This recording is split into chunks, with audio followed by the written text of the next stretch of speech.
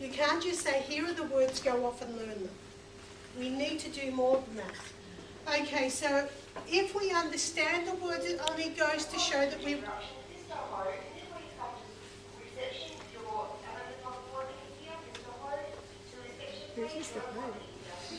Is that any one of us? Okay. All right, and so there is, you will notice that in your classes there is a huge difference in achievement with the students who know vocabulary and the students who don't. The kids who read and know a lot of words usually do better. So if we can actually teach them some words, more words, and it might only be 10 each year, then we've improved their vocabulary. So there is a website that you can go to see what your vocabulary is. It's called Test Your Vocabulary, and you can see the older they get, the more words you know. Of course. So maybe some of you would like to try that. You can see down here, at 18, maybe someone knows 20,000 words. How many do you know? So since the 1980s, there has been an estimation that there's about 5,000 words difference between high and low achievers. So how many words do you think you know? 30,000? 100,000? Some people might, I'm not sure.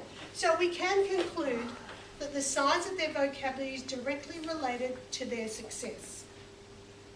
And we know the kids that don't read, they have low vocabularies. We know the kids that find it hard to define things, they do worse. Okay? So there are 3 different types. We've got the tier 1, which are irregular words, very frequent, things like clock. Kids are exposed to them every day. They're the tier 1 words. Happy, talk, bed, they know those words. The tier 2 words are the ones that are less, let me see, we use them more as we get older. So they're things that we would have heard of. We might know words like typical, analyse, compare. We might teach those. And I might learn them across a whole lot of subjects. But the tier 3 words are the ones that we are talking about. They're specific to your subject. What are they? What words do your students need to know in order to be successful in your subject? So they can be worked out in context, but these are words, some words that I've picked out just from random. If the student doesn't know what a parallelogram is, you could show them in maths. If they don't know what celestial is, they need to know what these words are. It's no good saying, could you just go and look up the definition? They're not going to retain it. Okay, so we need to think of other ways. So again, it's a strong indicator of success.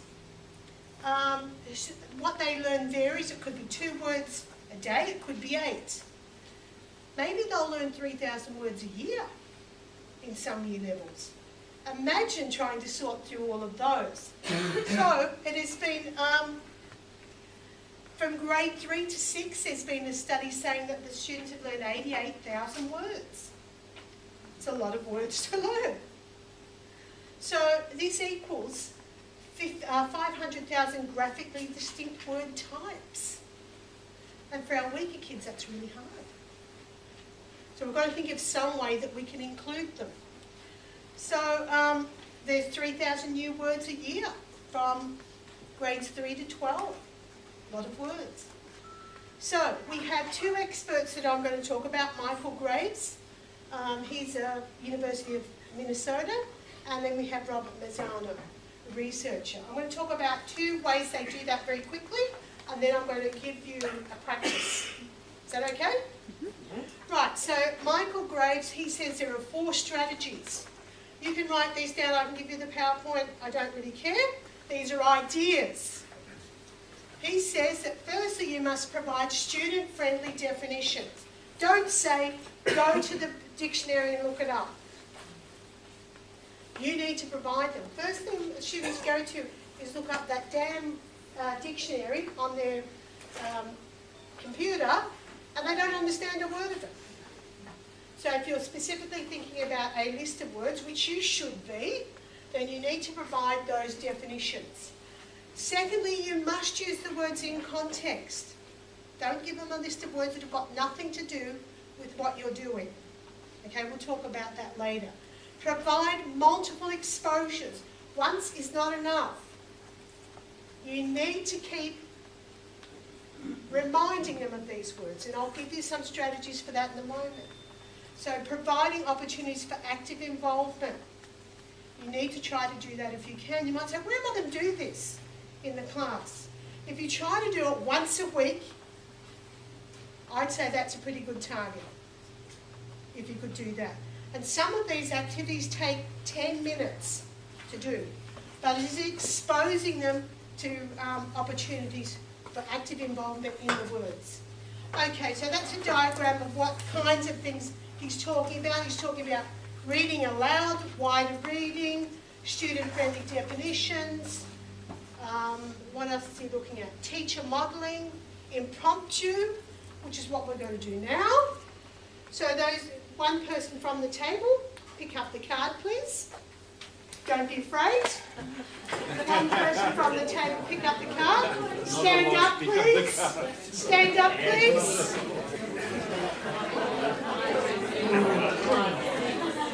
Right, I'm going to ask each person who has a card, the number that is on their card is, as I said, the number of letters in their word. And what you're going to do now is you're going to tell me a word to do with vocabulary that has that number of letters in it.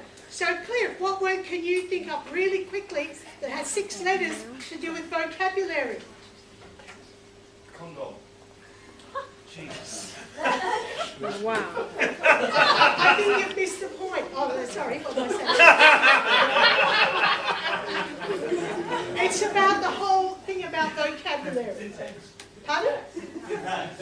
Not syntax. Syntax, yes, okay. Have we got over here, Kate? Get. Get, okay, what have you got? Learn. Yeah, good. What have you got down the back, Judy? Spell. Yep, what have you got, please? Anna? Can't think of anything, you're passing. What about you, Andrew? Well, I was told I might table footy, but I don't think they were listening. No, that's okay, yes. I was going to say pre or preposition. I love the way you're trying, yes. You can sit down once you've had your go. Noun. Yes, good, yes. Right. Okay, good. Anything over here? 2 letters, it's really hard. Any over here? Adjective. Oh, good, 9 letters. What about here? Oh, we had banana, but we're going to change to grandma. Grandma? Grammar. Oh, grandma. Thank you. Yes, anything? Doesn't matter. You get the idea. Sometimes when my students come into class, I give them all a card. They don't know what it's about. And I say to them, this is the topic, I need you to think about it. Or I might put them on the spot and say, you need to think. And if they don't get it wrong, I say, that's okay, it's all right to fail. In fact, I dare you. So that's one of the ways that you could do an activity. Secondly, I want you to quickly, on your table, I'm going to give you 1 minute, tell somebody on your table how you teach vocabulary. Your time starts now. You guys have to be like this. We talk about the elements of principles regularly. We always in our written work or analysis or references for teaching focusing on particular ones, speak about specific styles or I think electives naturally teach certain vocabulary. We redefine it, and sometimes our understanding, like we look at human context and relationships, but we also have to say this and say this is different.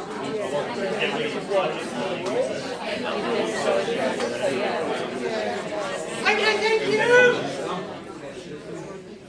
Right, I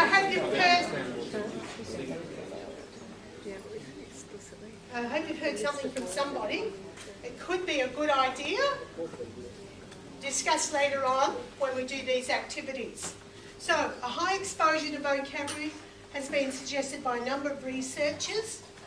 Sometimes I said it might take 17 times for one kid. You won't have 17 days to do it. So you need to pick what you're going to do when. Okay, so here's Mazzano's steps, and these are the ones we're going to try today. This is the technique that I find has the most success with my students. You're going to provide a student-friendly definition or description, an example. You're going to then ask students to restate it in their own words. You're then going to ask them to construct a picture. You're then going to ask them to engage in activities that they can add to their work, like putting the list on the wall, like doing different exposure activities. And then you're going to ask them to discuss terms with each other, and then you're going to have the games. So all of these things, as I said, the game might take 10 minutes in the class. This might take 1 minute in the class. So these things are not things that take a lot of time, but to set it up, it might. Okay, so quickly, hopefully this will play.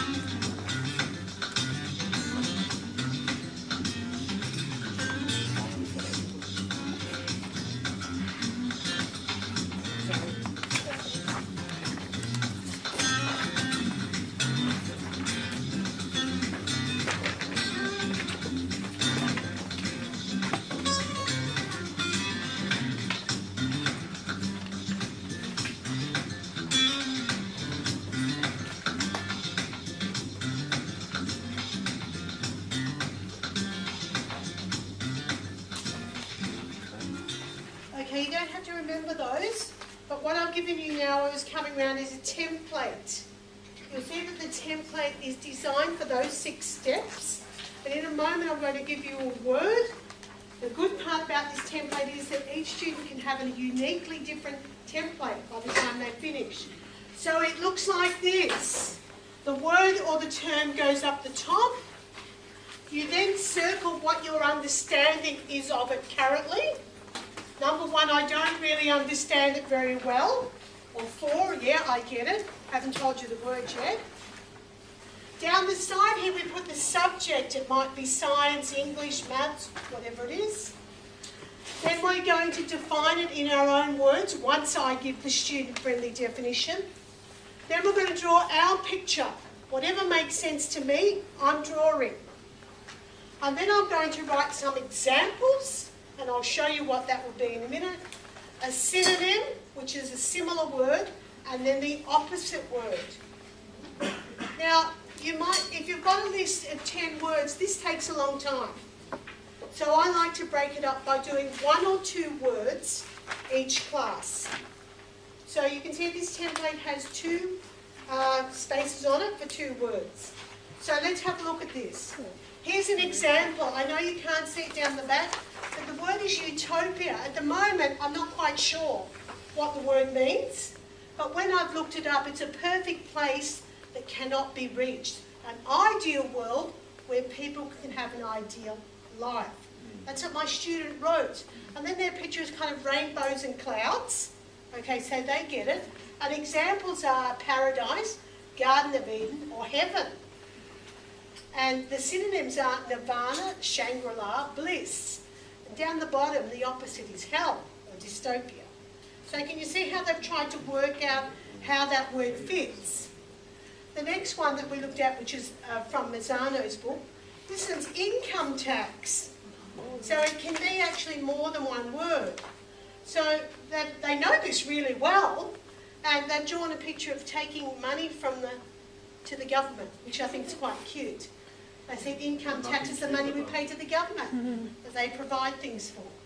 Okay, so that's a slightly different template. So how do we do this? Mazzano is mainly involved in visual learning. So I'm talking about if we want to differentiate it, we've got visual learning, which happens here.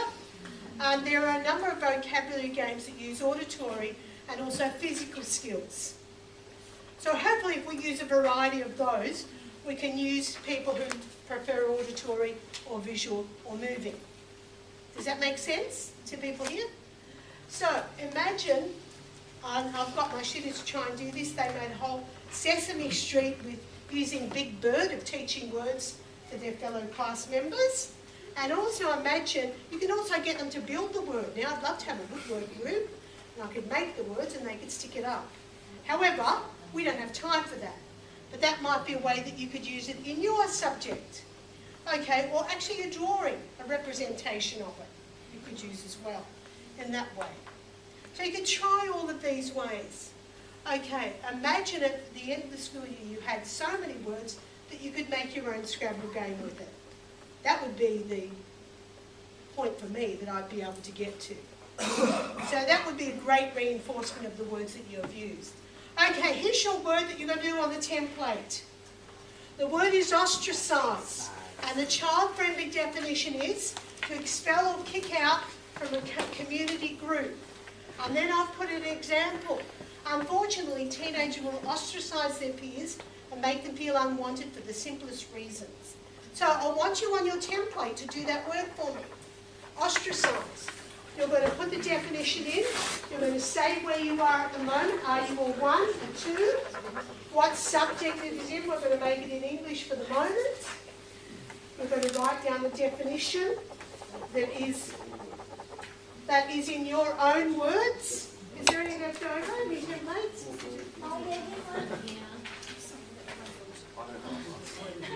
So you're going to write down your understanding of what ostracise means. You're going to draw a picture. What you're going to draw for the picture is up to you.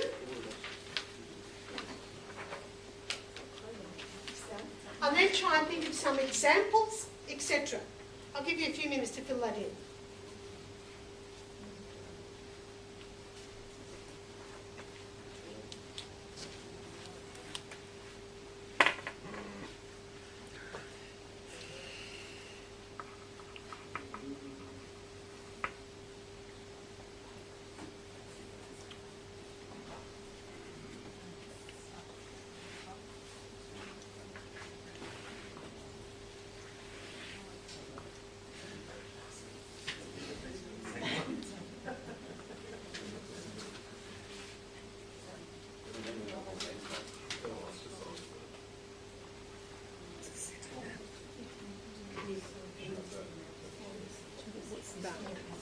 Similar word.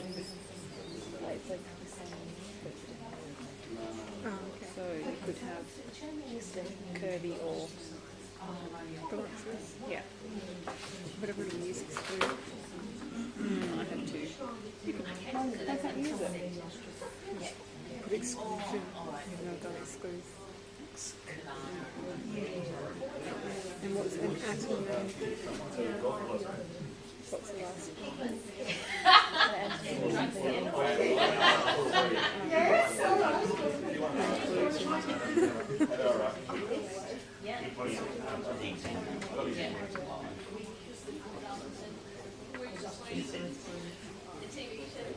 The important thing is the picture.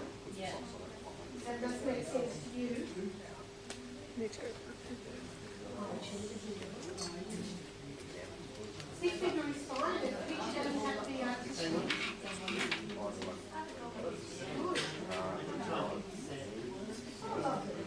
And yours doesn't have to make sense to you. It just has to make sense to you. Inclusion. Yes, you can use scenarios, that's fine. You can write a sentence. Oh, the poor little black chuckle. It's excluded. Ooh, they don't like it. Then bitches to them. Example of compliment.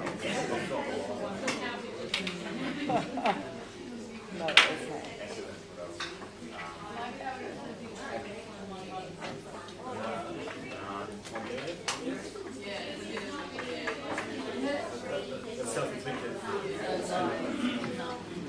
I was going to say ostracise. Oh no, that's the word.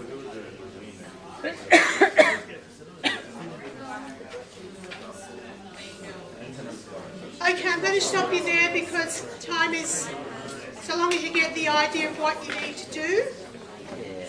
I found a lot of people doing the same thing. People holding hands and then disregarding somebody else. That's okay? So the one thing that I need to say to you is that your diagram or your picture does not have to make sense to anybody else except you. You're the one learning the words. If you want to share, you can. Yes? One question. Yes? If my understanding of this word is wrong, how you correct it? Right, that's when the teacher has to come around and they have to check to make sure. And again, you can get them to write this in their book, do the whole chart, or give them a template. You are then responsible for checking them to make sure that they've got them right. And you'll be able to check that when you do the activities or prior to that. But ultimately, you have to see that they've got it right. Okay, I'm not checking all of you, but yes, you do have to check. That's correct. So I find the best way to learn vocabulary is through these games. And you can see here that classroom games, they can increase the success or the use of academic games can increase the student success by 20 percentile points. That is huge. And if you can do one game every week, wow, you're the best teacher on earth. So we're going to try some of the activities really quickly because I know we're running out of time. You should have got a list of 5 words. Does everyone have it? Okay, so the first activity that we're going to do is you're going to have a conversation with another person using one of the words. Let's say you've learned all those words. You're going to have a conversation. You're going to slip in that word. I'm going to give you 1 minute with the person beside you. Your time starts now. What did you say? Use the conversation that word for. You're going to translate those words. You know, last night we borrowed some water and placed the beans into water. I went outside to speak to my children and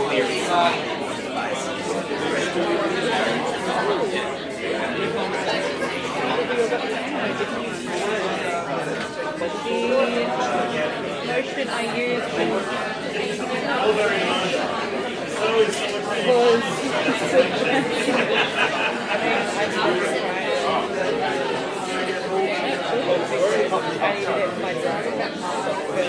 Okay, time is up. Obviously, you would use words that you are teaching. I just selected a whole lot of words from all the different subjects. So you might, have saute or whatever it is, or blanch. You don't even know what they are, but that's okay. So you would, and normally I would get the student to stand up and walk around, play some music, stop the music, get them to have the conversation. Start the music again, walk around, find another person, talk about their next word. So that they're continually using these words. That might take 5 minutes, and you might do it at the end of your class. Okay? The next game, the next game that we have here, which I love, one of my favourite games, and I'll tell you how you can work it with lots of kids. Shona, you ready? Thank you. So you need to stand just about in the middle of the room. Thank you. Could I have a volunteer, please, who has to guess words? Thanks, Maggie. Come on, please. If you could stand about here, that would be great. Okay. Okay. I'm really bad at this, by the way. This game, just pop over here. Oh, okay. This game is called Beat the Clock. I would write down a number of words, one of which is the word that I have taught for that day. The kids love this game. So Shona is going to give the clues for all the words so that Margie will guess what the word is. I accept hints, by the way. I accept hints, by the way. No, she can describe. You can't do actions. You can't say sounds like. You can't say opposite. What? Okay? So, you're going to describe it. Margie, you look straight ahead, please. I'm looking at Shona. And what happens is, here are the words. What happens is all the kids sitting down and start thinking, what should I say? What will I say? What clue could I give for this one? And then when this poor person doesn't know what to say, they're all yelling it out. But you can actually add more students to it. So, the objective is to get all those words in 30 seconds. You can do it in any order. You can skip. And what happens is I usually write it on the board and then cross it off when they get it. So, Yes, Is she going to give a clue for each word? yes, correct. But like you really Pictionary. want her to get the Pictionary word describes that something you're without saying focusing on. Well, yes, I'd probably try that one first. It doesn't really matter, Okay. but I could put all the words that I've learned. It's just up to you how you put the words. Righto. Okay? Right, ready? Your time starts now. Isolated person from a group of individuals. Oh, I just did this one. Oh, ostracized. Great, Colour next. of the sky. Blue, Something that you put over yourself in bed. a blanket. The blanket The is. feeling of the blanket. Snuggled, Cozy. If I touch a woolly sheet, it is fluffy, woolly, Baby's bottom is. Yeah. fresh bread like chicken. what? Remember that at McDonald's they eat chicken? New one. What? So things coming from They're the on candy, food, Gold. gold. Time is up. Okay, now that's okay. Oh, it's soft. But you know what? This is what happens. All of a sudden the rest of the class go, say this, say that. So they're all thinking about the words as well. Also what you can do if you have a core of kids who know these words, who have already exposed to the words and know them, I put them in charge of a group. And I give them a small whiteboard and I get them to write the list of words that I've got. And they are the person, they're the teacher. And they're taking the group through all the words. So it doesn't have to be me all the time. Okay, so what about if we tried this one? How would you go there? You know, explaining those to kids is hard. So maybe you might try it yourself first. Okay, we've got the definition one. For example, you might have heard of that definition, definition. It's where one group has a correct definition, they say the word, and then all the other groups have to decide what would be a good definition for that. And then at the end, the person who's got the group who has the correct definition, collects them all up, reads them out, and says which one is correct. And they get the group to vote. Oh, do you reckon that one's right? And you get points allocated according to whether someone has chosen your definition or whether you've got it right. Yeah, it is. So that was it. This one's called Which Word Doesn't Belong. In this list, which one is not correct?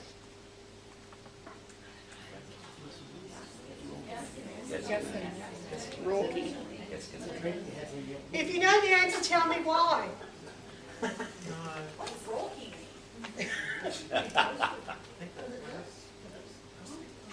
Anyway, the answer is Rorky because that means foggy and none of the others do. They all mean to be quite boastful. But those are the things you do need to take time to set up lists. Get the students to circle which one are correct. This one is a who am I. Get the students to hold the word on their head. Yes and no answers. Okay, another one is word list, which is you create a category. And in that category, you get them to circle the words that they've learned. All of this takes a little bit of time to set up.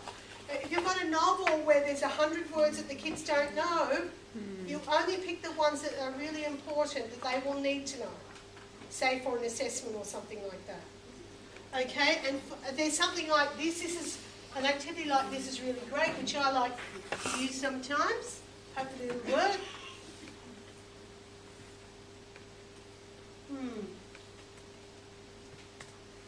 Not sure why it's not working.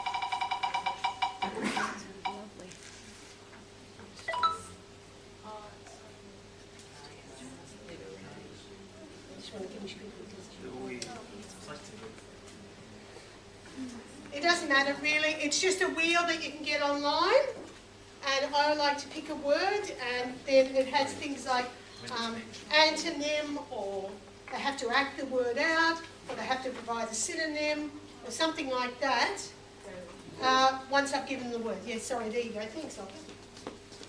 Oh. Okay, so if I spin the wheel, so this word they have to draw. So it might be one of the words that I've picked out. Oh, what's that? Very rewarding. I don't know. I don't know what happened, but you get the idea, right? And those are for free, and you just have to make sure you save them. So that's another little activity. I think that might be all, is it? Would you be able to email this out? Yes, I will. Those are just other ways that you can get games. And finally, it's really important that in your unit planner you have the words that you want to teach for that unit. How are they going to learn them? So you need to maybe do 10 words that you want to do, and bit by bit teach them to your students. There's lots of activities. There's a whole book here if anyone would like to borrow, vocabulary games for the classroom, with a whole heap of stuff. So I'm not the expert, it's just the way I do some things seems to be quite successful. Any questions? Yes? I was just going to share from when you did this with the English department.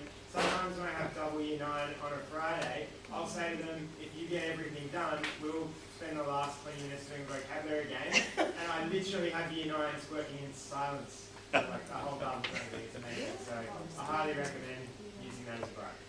Yeah, but there are a lot of different activities. But it does involve setting up. Any more questions? Thanks, Jacob. Remember, we're all responsible for teaching the vocabulary. And there are many ways that you can do it. Sorry, Laura, for taking so much time. Thank you. Thank you.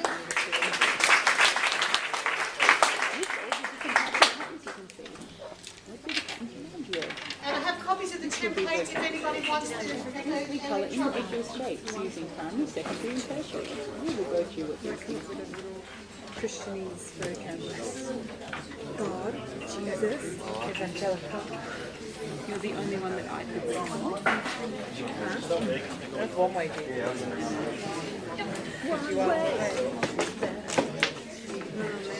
Do you remember the back of the day when they used to laugh about live by true and not by sight for you, living in a world. Come on, everybody. And it was like, "Rah!" And you'd be on the phone to a parent and just be like,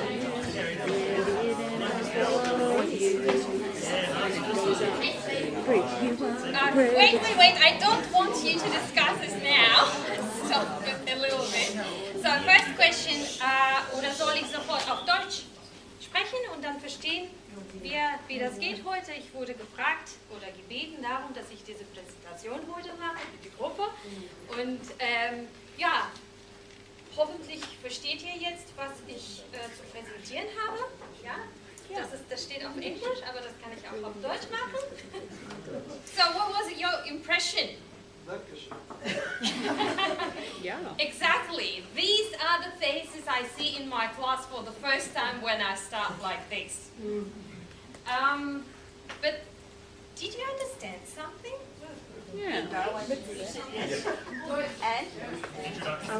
Introduction, presentation.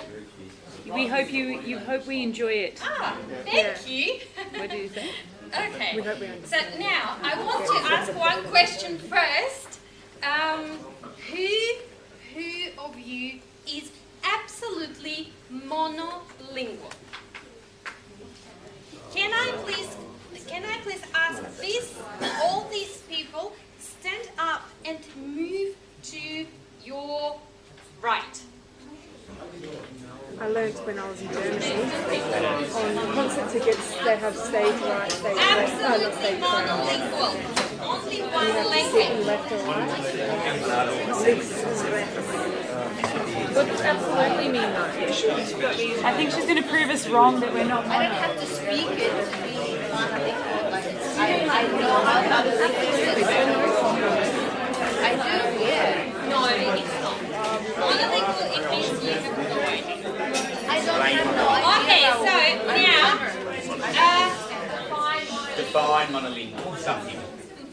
I define now multilingual, and you will understand if it's the correct space.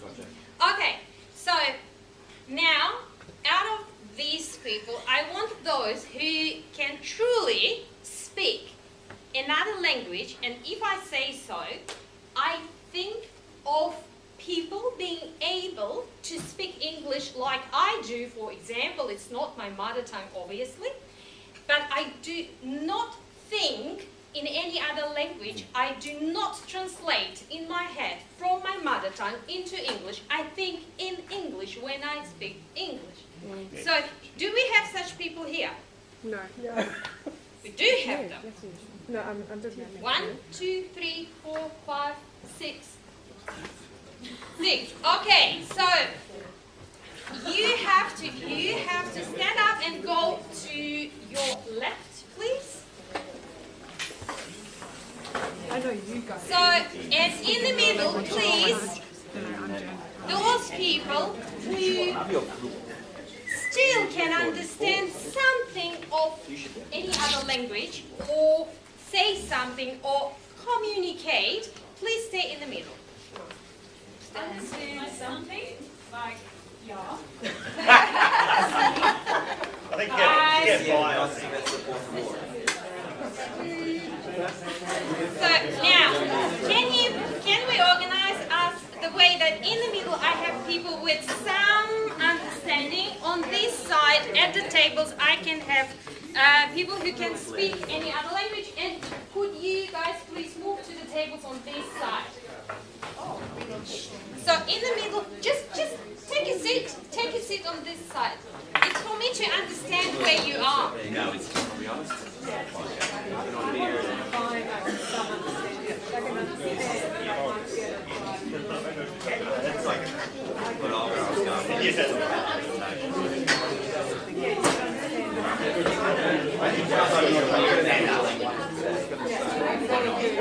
Guys, organize yourself quickly, please. Yeah, schneller. Okay, so now let's ask those people who speak, who can truly speak other languages, what are their experience? Could you please share with us what was the most difficult part of learning whatever you learned, English or Japanese or German? What was the most difficult part of this learning?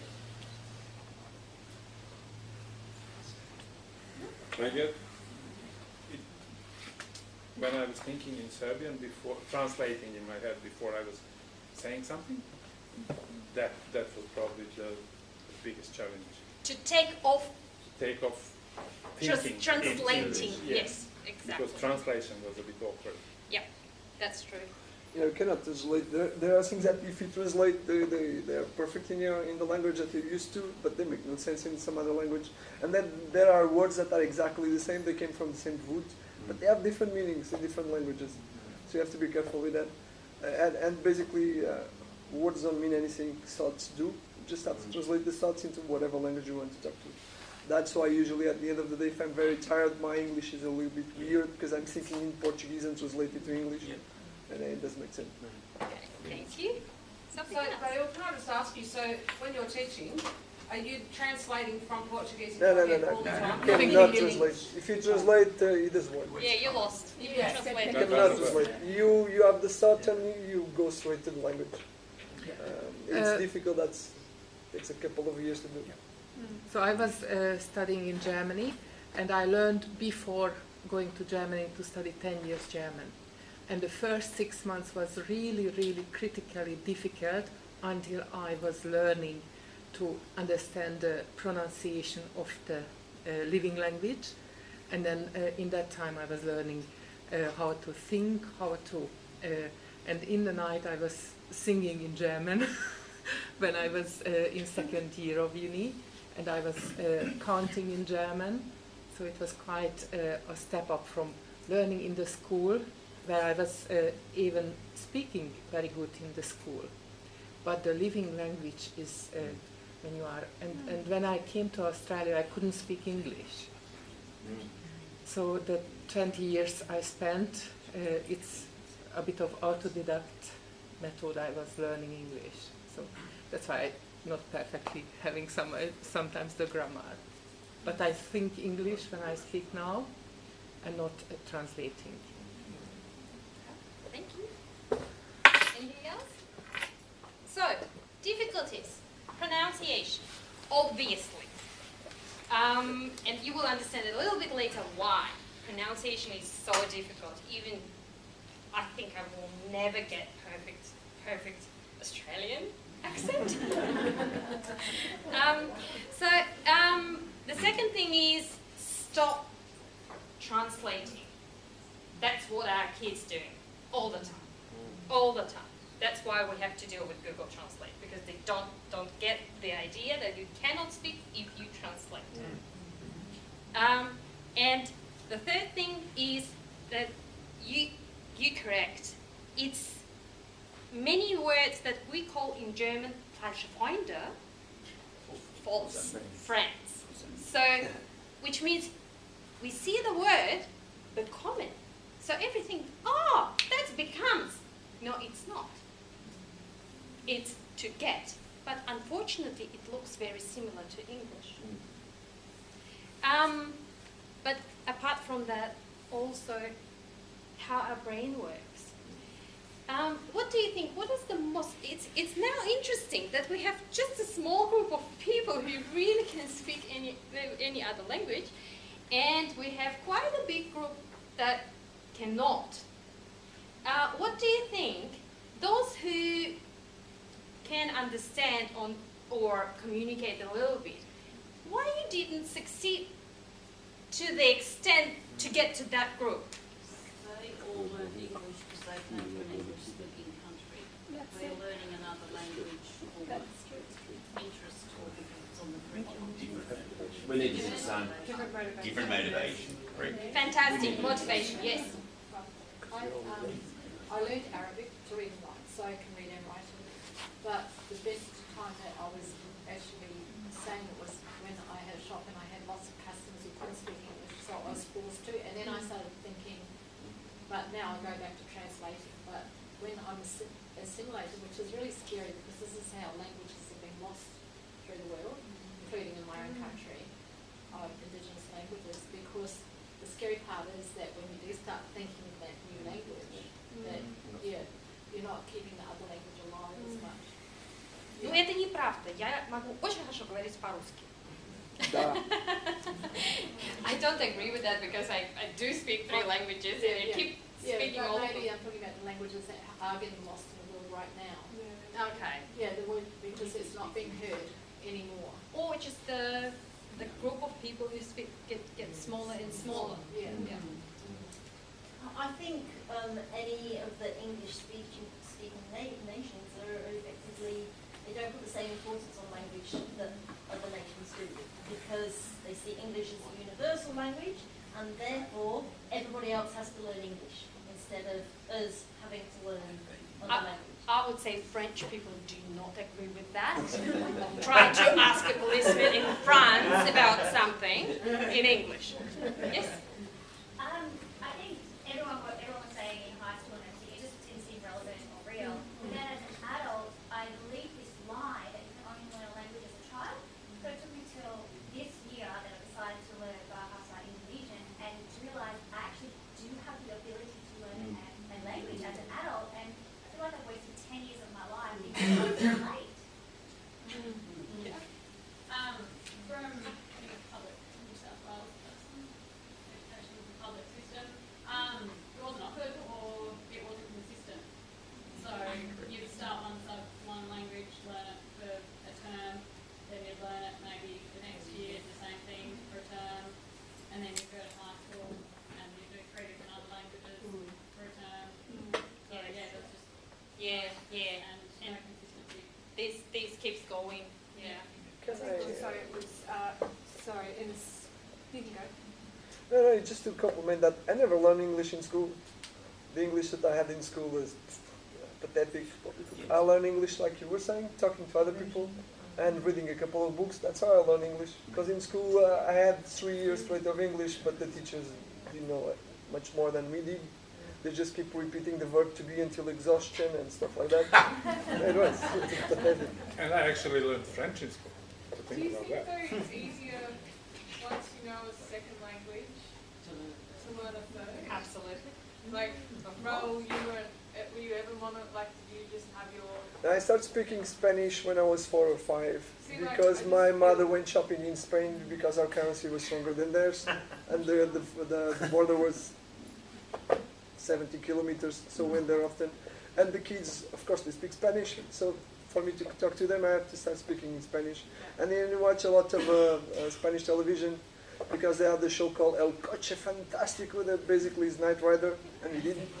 So we watched that scene. And that's how I learned Spanish, and then I learned English like that. I had an introduction in school, but not very good at. But then I got an English girlfriend, so I had to start speaking in English. Best motivation. Yeah, absolutely, absolutely. Scientists agree on that. Go to that country and fall in love in someone from that country. That's the best way to learn language. Off I go. When I was growing up, I don't know what the curriculum said in those times, but I noticed the whole language. There was a completely move away from teaching grammar in primary school. And so I didn't really have a good understanding of English grammar because I just used it naturally. And so when I started learning a new language, then I started understanding my own language and the grammatical rules and how they need to be changed. So I think that we're really doing a disservice in that time of not teaching students grammar in any language. All I was going to say is that I think the reason I didn't learn, stopped learning, was that at school we were forced to do a subject and German, but we really were that era of facts and words and vocab and not really communicating and immersing yourself in the culture or experiencing talking, like I know how you run your classes and things like that. It wasn't like that. It was vocab, listen, you never really got to communicate, whereas I would say I'm not fluent at all by any means in German, but I would have learnt more in the 4 weeks just listening and understanding and trying to respond to them on exchange than I did in any of my years of schooling. So I think the immersion of having to try and think and understand is pretty cool. Yeah. I reckon confidence plays a massive issue. So I can understand Portuguese, but I can't speak to Raoul, for example, because I'm too embarrassed. And I just can't do it very well. But if I'm in the middle of Lisbon and shit's hitting the fan and I'm completely lost, I will do it. And it's okay, but I'm so out of practice it's not funny. But the confidence to be able to speak to someone who is, obviously the mother tongue, whatever else, it is really sometimes difficult to overcome that. I found when I was living in China that I went over and didn't know any Chinese whatsoever. I'd never been exposed to it. The pronunciation and how they use their tongue to get the sounds and the tones, I found that really difficult. So I memorised the numbers and like plastic bag at the supermarket and things like that because I needed those straight away. But yeah, and also with pinyin, like 5 is U, but it's spelt W-O, and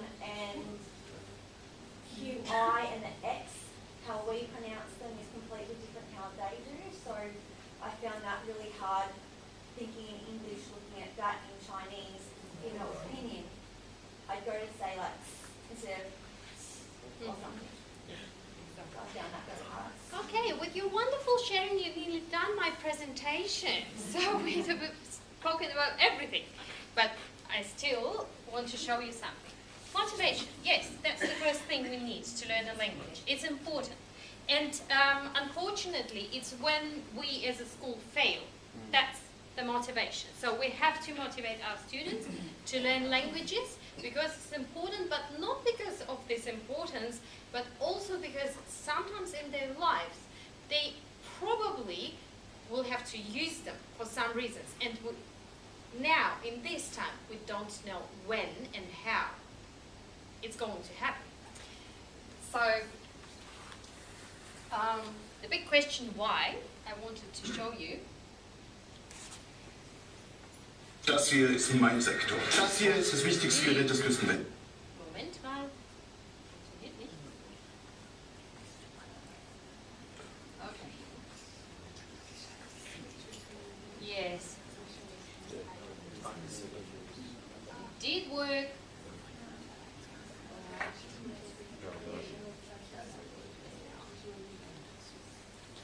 Das hier ist in meinem Sektor. Das hier ist das wichtigste Gerät des Küstenwächters. Das Gerät, das Überlebensradar.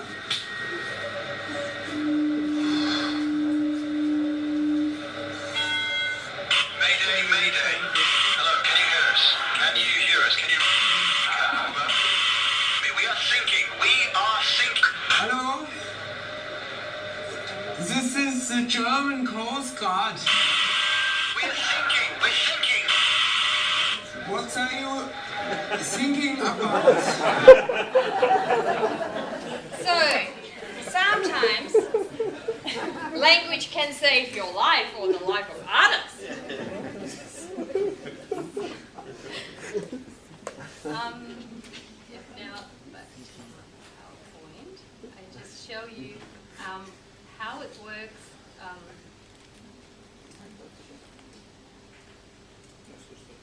In our brain. So we have two areas in our brain which are responsible for the language. In the middle part there is a Broca's area. So it's more on the left side of our brain but closer to the forehead.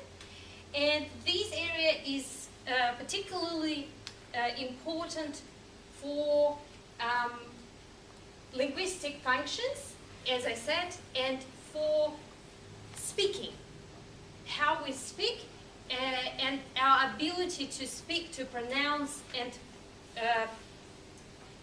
perform the language. But it also plays important role in comprehension. Another area which is absolutely connected to the Broca's area is Wernicke's area. It's a little bit in the middle part of our brain, and in this area, the comprehension 100% takes place. So if the Broca's area got injured, you won't be able to speak. You won't be able to product the language. If the Wernicke's area is injured, you won't be able to comprehend. You won't understand. So with the first one, you will be able to speak, but no one would understand what it is. You wouldn't be able to put words together that people could make sense out of. So what happens? Where is the mother tongue? The mother tongue is here. So when a kid starts learning mother tongue, and to be honest, it never happens out of the context. Have you heard about babies who learn just one word with a definition of it? No. They're words in context. And when we acquire a mother tongue, the grey cells, active brain cells, build up in this area.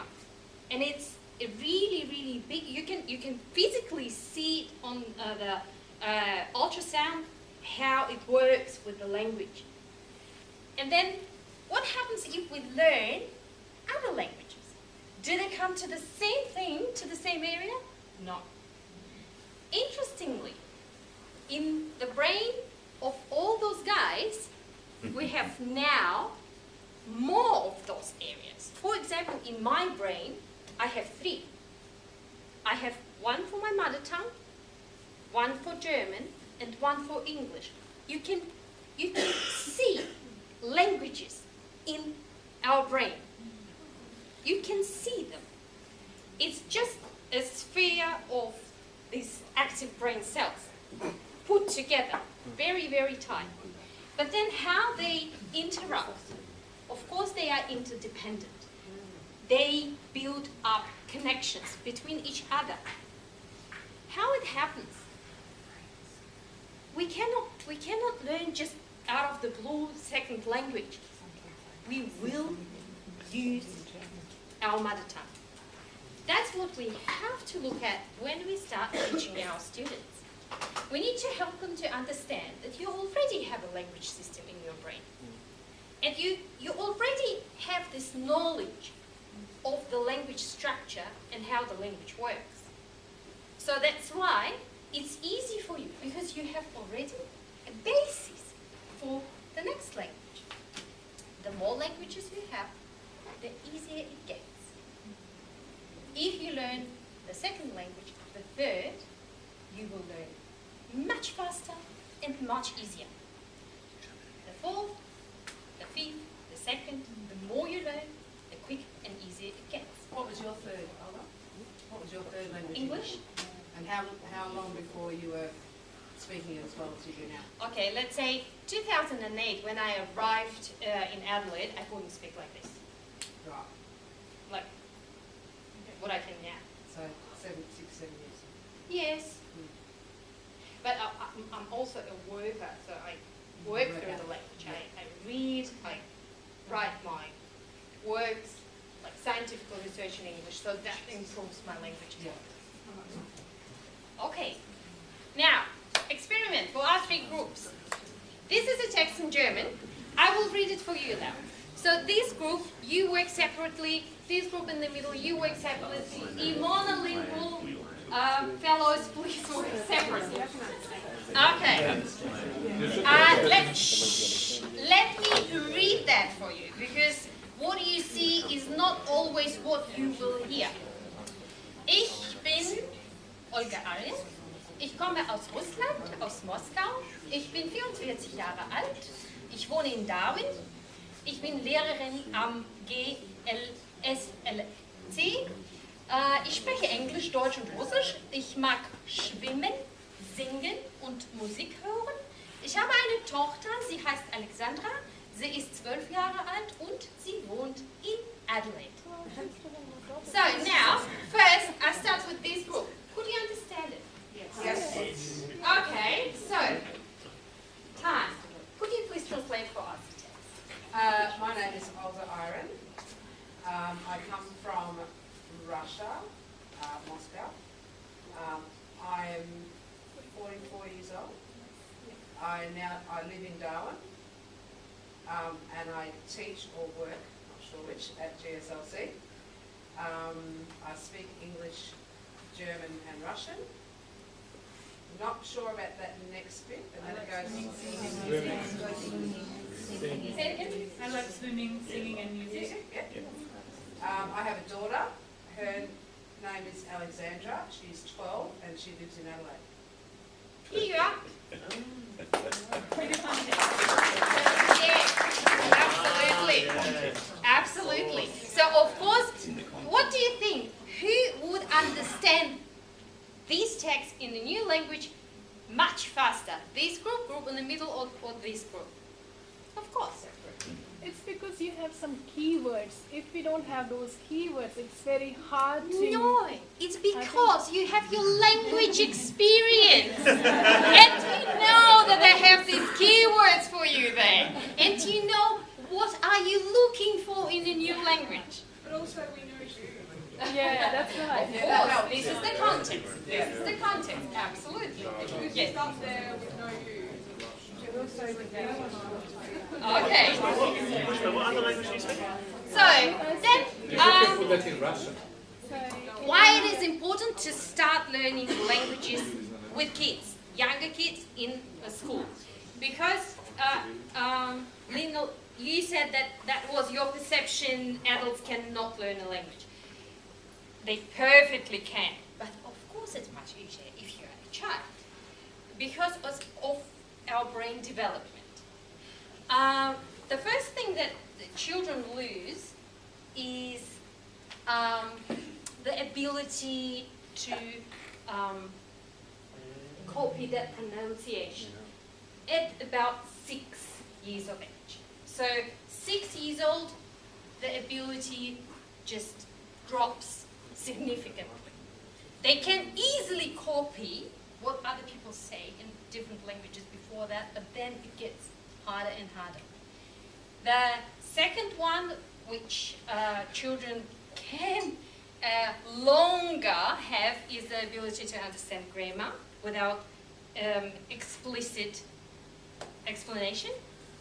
And the last one, which retains for quite long, is the ability to store new words. So we can learn and keep new words in mind much longer than other two things. Do you know this guy? Suspectedly so. The new inspector school, not the real one. It's an imposter. Yeah. Oh, sorry. My friend going to America. I'm going to have to learn to speak with that flawless American accent for her to arouse suspicion.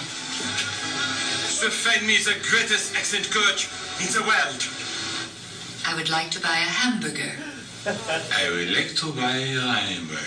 I would like to buy a hamburger. I would like to buy a hamburger. No. Let's break it down. I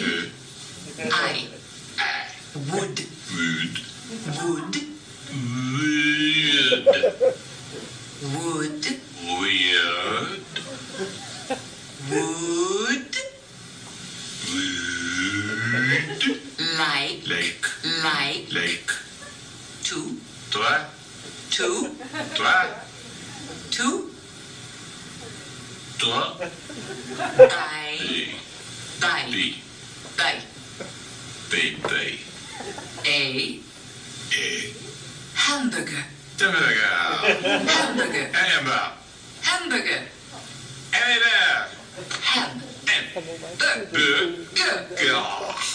I would like to buy a hamburger. I would like to buy a hamburger. It's not hamburger, hamburger. I'm not saying hamburger. I said I would like to buy a hamburger. I would like to buy a hamburger. I would like to buy the hamburger. Hamburger. I would like to buy a hamburger. Maybe we should stop. We don't quit. We do not quit. Again. I would like to buy a hamburger. I would like to buy a hamburger. I would like to buy a hamburger. I would like to buy the burger. I would like to buy a hamburger. I would like to buy a hamburger. I would like to buy a hamburger. I would like to buy a hamburger. I would like to buy a hamburger. The burger.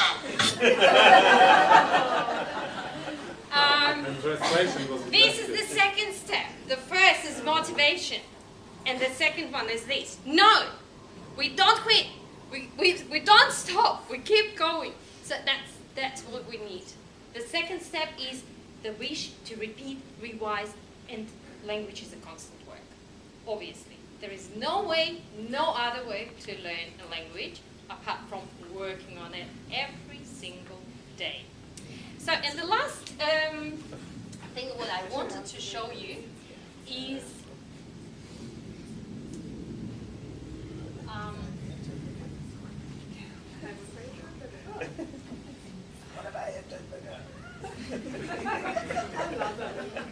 so these are the 10 tips plus one bonus tips. My kids love bonuses always. Tips from Matthew. Matthew is a linguist, and he can speak actually absolutely fluently 9 languages. 9 languages, and he also can speak other 4 or 5, but not that fluent. And if I look through all these 10 tips, it's actually my learning plan. The first thing, understand why. It's for both, for teachers and learners. Understand why.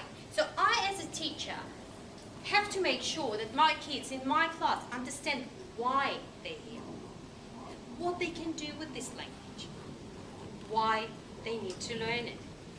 So number 2, jump in